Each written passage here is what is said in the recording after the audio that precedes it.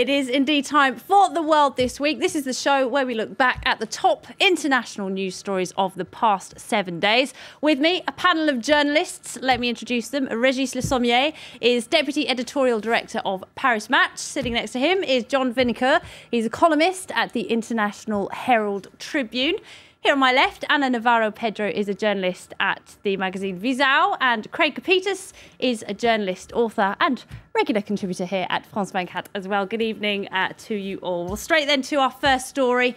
And rarely has one city district so captured the world's imagination, but it has been so with Baba Amma in Homs. It's become a symbol of the resistance in Syria. Well, over the past month, we've heard one horror story after another as government forces bombarded the area. Well, the lucky ones got out with their lives. The French journalists Edith Bouvier and William Daniels are now back on French soil after being trapped there for over a week. Others, though, not so lucky. Rebels finally abandoned the town on Thursday, and now the Red Cross says it's being prevented from getting aid to survivors. John, Baba Amma has fallen. Assad's forces are moving in. Does the fact that he's crushed the resistance in Baba Amma mean he's won the conflict more generally? Well, the President of the United States said Friday afternoon that he's destined to fall, and his days are numbered, and it's going to happen.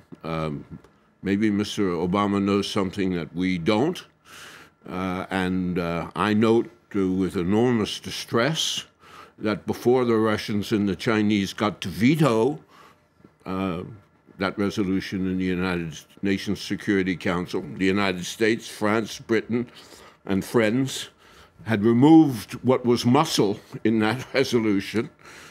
We, the West, took out the line that Assad had to go. We, the West, took out a ban on weapons shipments, and everybody knows who's shipping the weapons, the Russians and Iran. And third, that took out the threat of more sanctions against Syria. Now, how Mr. Obama is so sure after the fall of this symbolic place that it's all going to work out fine for the Syrian people and the West will come out with its face clean, I don't know. All right, well, EU leaders have been talking tough today. Let's have a quick listen to the British Prime Minister David Cameron and what he had to say about Syria earlier today. It is vitally important that there's humanitarian access into Homs and elsewhere so that people can get the help they need. But above all, what I think matters is building the evidence and the picture so we hold this criminal regime to account and to make sure that it is held to account for its crimes that it's committing against its people, and that one day, no matter how long it takes, there will be a day of reckoning for this dreadful regime. Anna, tough words there from David Cameron, talking about the brutality and how we must build a picture so we can punish Assad when all of this is over. But the fact is, there is a risk, isn't there, that he will get away with it, just as his father did 20 years ago. Yes, we don't know what's going to happen. There was a meeting this week in Paris, the Council of Resistance, who decided to ship weapons to people in Syria who are fighting Assad. This can lead to an escalation, can lead to widespread civil war. Most of Obama is facing an election or re-election. France is on election path as well. Germany will be next year. Who is going to go there from West in order to bring down Assad as the West did in Libya? The question is still very much open. Craig, what are your thoughts on this? Assad is following the Russian playbook. Strach. You go in, you hit hard. He doesn't care what anyone thinks. As you rightly said, his father did the same thing. It's smash and burn. He will continue to wipe out the opposition, and there's this wonderful naive belief that social networking and the internet is going to stop all this. Well, to steal a phrase, you know, how many divisions does Google have? How many divisions does Facebook have? They don't have any. And as John rightly points out, you know, they're getting all the weapons they want from the Chinese and from the Russians, who wrote the playbook, are the experts in wiping out opposition with no mercy. And the West just doesn't have the gumption or the political will or nor the support to go in and help these people. So it's very, very nice for the British Prime Minister to do a lot of talking, but that's all that it is. And I don't think Assad is going to have any splaining to do. I think he's going to emerge successful on this. Unless, and we've said this before, I think the only way this situation could be fixed is if Turkey decides to take an active role in using its military to take out Assad. For any Western power to go in to Syria right now would be... A Turkish-led invasion into Syria. Yeah, exactly.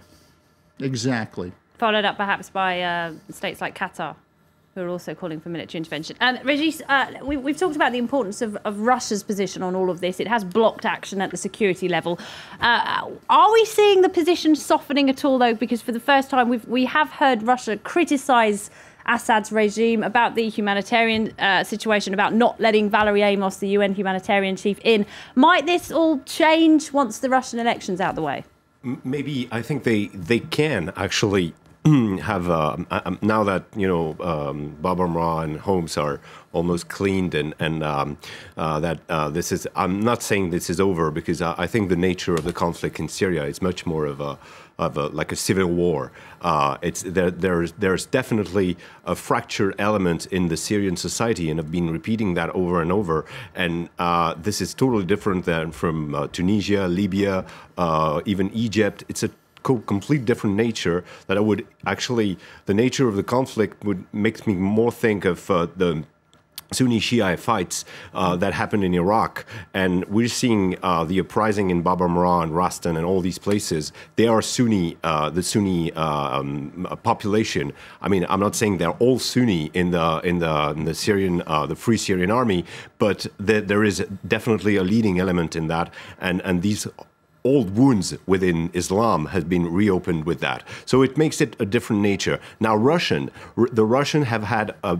very consistent presence in Syria. Syria has been shaped over the years by Russia, and like I've heard here today, it's true that the Russian, they gave the green light to the Syrian go, do like Grozny, basically. And now they find themselves in a position of being more of a power breaker over there. They can afford, Putin can afford to say, we have to, he's expecting to be elected in the first round in the election. And and Russia might be very well the solution in that. They're not going to give up Syria. They showed it at the United Nations. They've embarked the Chinese with them. And, they claim that they weren't consulted on Libya, and that the UN mandate on Libya has been going too far, and that they didn't approve that. So they could withdraw from this side of negotiation. But it is a Russian influence that is at stake. And now that this is over with the first phase of the fighting, then Russia could very well step in and actually try to mend fences in Syria. All right. Well, they have stepped in once before. It didn't go too well, did it? I was going to say that Mr. Obama may think twice about his reset and allowing Russia to run as ugly, as brutal, as Mrs. Clinton said, as despicable a show in Syria and come out the winner. He's running for president. America's forgotten about Russia as the Soviet Union. But any kind of Republican candidate worth half his salt, and remember the U.S. Congress exists and senators exist, who would be saying, you chickened out. You have a moral stain now to allow this to happen, and the Russians to call the shot. Obama couldn't handle that in an election year. But you talked about the meat that's been taken out of all the UN resolutions that have been put forward. But what should have been done? What options would have been done? Arm the rebels when some are saying that would fuel a civil war? The issue is, tell the Russians, call them into the court of world public opinion, stop your supply of arms, tell the Iranians that you are creating a world problem, demand a more direct and more, put it this way, coherent response from the Arab countries, and enact sanctions concerning Syria that are at the level of the Iranian sanctions. We haven't done anything. Well, this is, to me, a little bit of wishful thinking when we think that within the past 10 years, the U.S. literally, by the invasion of Iraq, gave this place to Iran, increased the influence, and you expect Iran, and you expect Russia to give up their position, the position that the U.S. actually, with the invasion of Iraq, gave them. Just a moment, John. Let Reggie finish your point there, Reggie. No, I'm saying that, we've, now we're worried about Iran, and there's really, there's a good. It's totally legitimate to worry about Iran. But what have we done? And we're going to tell the Russian stop supplying. Yes. We're going to take the Iranian to say stop. How are you going to do that? Well, how you're going to do it is by showing. Put it this way: a little courage. The Russians are a false problem. The Russians have nothing to do with the Iran issue. What about the Chinese? You're singling out the Russians. What about the Chinese? They've also blocked the Chinese action. are a real problem, but the Chinese aren't the problem in Syria. Chinese are not a dominant element in Syria. What I'm saying is we have no choice. Let's deal with the Russians. Things have changed since the 20th century. This is the 21st century. America is not the superpower anymore in the world. Russia is within now. It's not the other. It's not the devil anymore. Russia is within now. Would you like to look at the crowds in Moscow when you say Russia is not the devil? Russia now in international relations is set with a group of countries that they are emerging and they are threatening the superpower position of the United States. Well, I'm sorry. So the United States cannot go there and say to Russia, get out of there and give orders. It's over that time. You have a different analysis of the state of the world. Craig, let you pick up. No, I find the discussion here illustrative of the larger reality. I just got back from a 2-week reporting trip to the States, speaking at some universities, and I'm here to tell you, no one I spoke to in the United States gives a fig about Syria.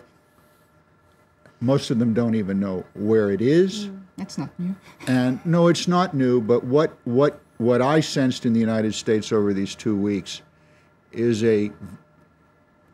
people are fed up in America with having to deal with the Arab world or the Muslim world. They're tired of it.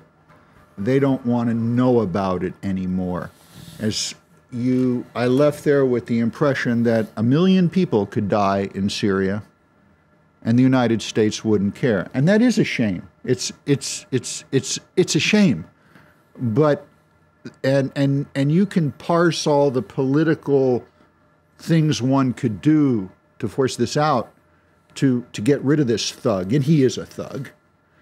But the American people don't care anymore. I compared it to Bosnia. So Hillary Clinton in Tunisia last week, she wasn't speaking on behalf of the American people? No, she was she said not. He had blood on his hands? No, she wasn't. She wasn't speaking for the American people. I spoke with at various universities, at a number of journalism schools, at a number of business schools on these issues. Right.